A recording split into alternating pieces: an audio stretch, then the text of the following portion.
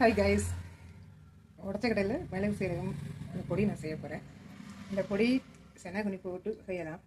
செனகுனி போட்டு செஞ்சோன்னா அது நம்ம விரத அன்னைக்கு நம்ம யூஸ் பண்ண முடியாது. அதனால் பொதுவான பொடி இட்லி தோசைக்கு ரெண்டுத்துக்குமே நம்ம யூஸ் பண்ணிக்கலாம். வாங்க பார்க்கலாம். பொட்டுக்கல்ல மிளகு சீரகம் பொடிக்கு தேவையான பொருட்கள்: அரிசி ஒரு கையளவு, சீரகம் கொஞ்சம், மிளகு கொஞ்சம், காரத்துக்கு தகுந்த மாதிரி, உளுந்து கொஞ்சம்,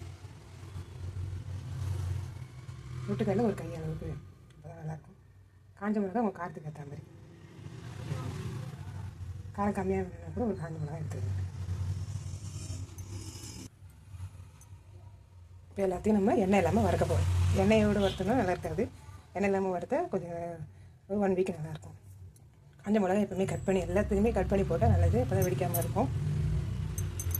அங்கே வறுக்க கொஞ்சம் சிம்மில் வச்சுக்கிட்டிங்கன்னா நல்லாயிருக்கும் வறுக்க.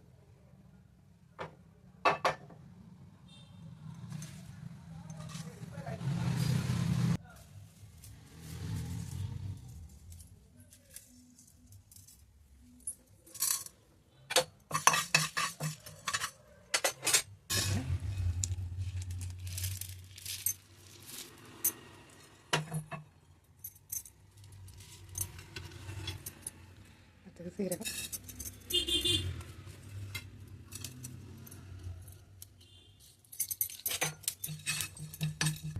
மிளகு போடும்போது பார்த்து இடிக்கும்.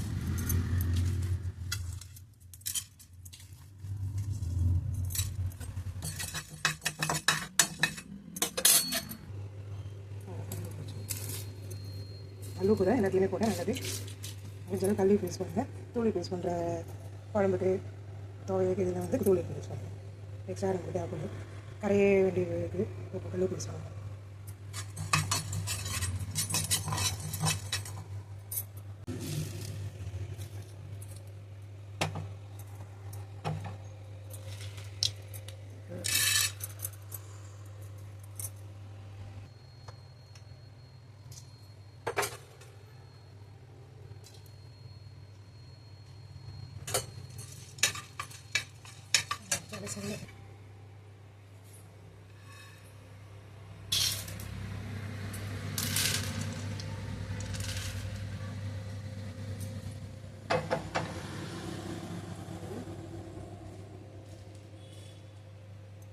சரி,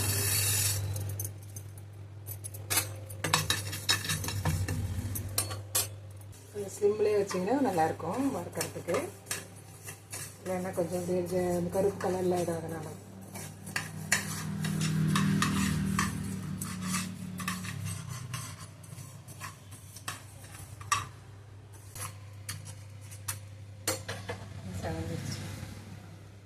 ஸ்டவ் ஆஃப்.